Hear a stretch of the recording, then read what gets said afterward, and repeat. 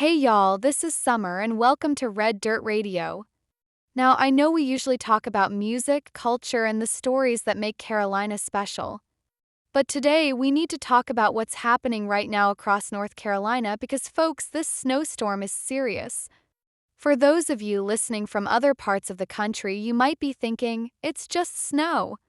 What's the big deal?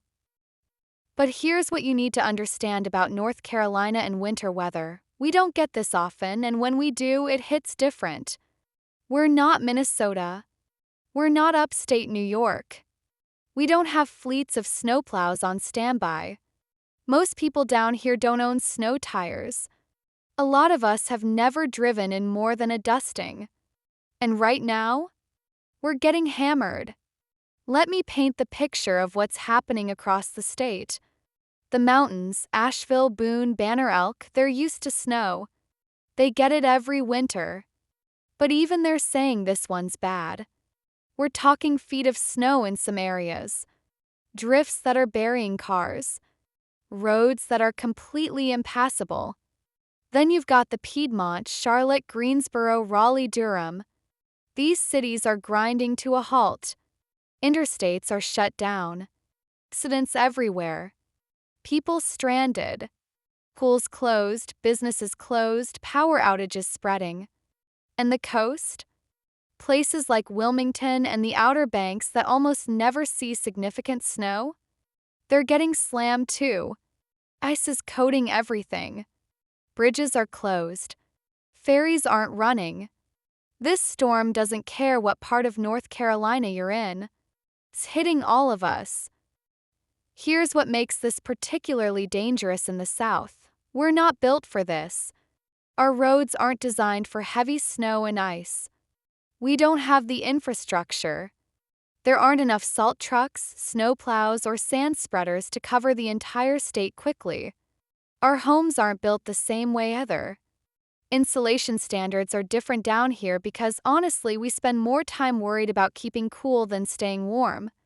Pipes are freezing. Heating systems that never get tested beyond a few cold snaps are suddenly working overtime, and some are failing. And our people? Most folks down here have never had to deal with this level of winter weather. They don't know how to drive in it.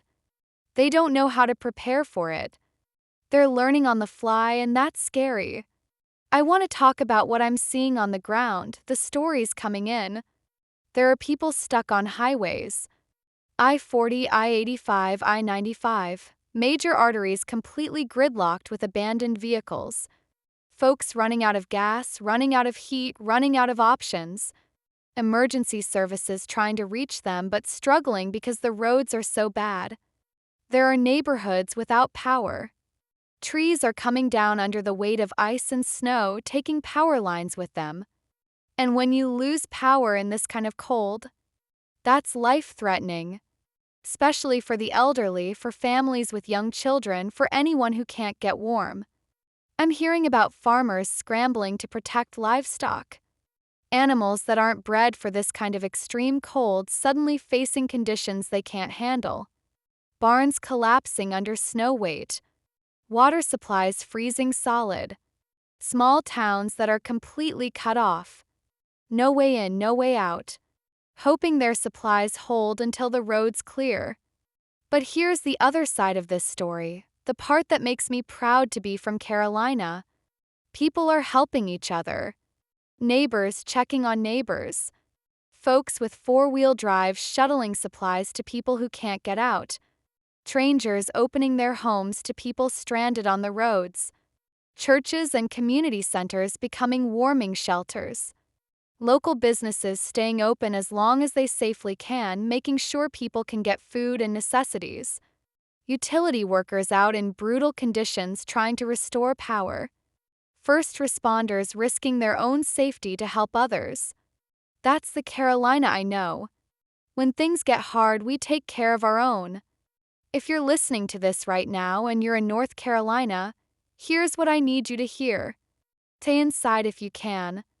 Do not get on the roads unless it's absolutely necessary. This is not the time to test your driving skills or see how your truck handles in the snow. Emergency services are overwhelmed. If you wreck, help might not get to you quickly.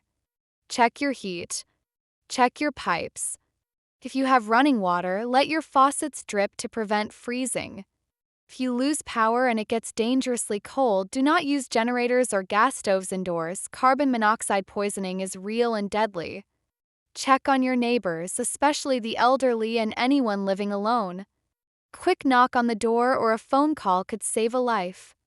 If you have supplies, extra food, blankets, firewood, and you can safely share them, do it. This is when community matters most. And if you're listening from outside North Carolina, maybe you're thinking about family or friends here. Call them. Check in. Make sure they're okay. And understand that this might seem like an overreaction to you if you're from somewhere that gets snow all the time, but down here, this is a genuine crisis. We're not equipped for this. We're not experienced with this. And people are struggling. The forecast says this storm should move through in the next day or two. Temperatures will rise. The snow will melt. Roads will clear. Power will be restored. Life will go back to normal. But until then, we've got to get through this together. Stay safe, Carolina. Stay warm. Look out for each other. This is one of those times when we're reminded that for all our progress, for all our technology, Mother Nature is still the one in charge. And winter, when it comes to the South, doesn't play fair. We'll be back with more Red Dirt Radio soon. But right now, my thoughts are with everyone battling this storm. Stay strong. We'll get through this. I'm Summer. Be safe out there.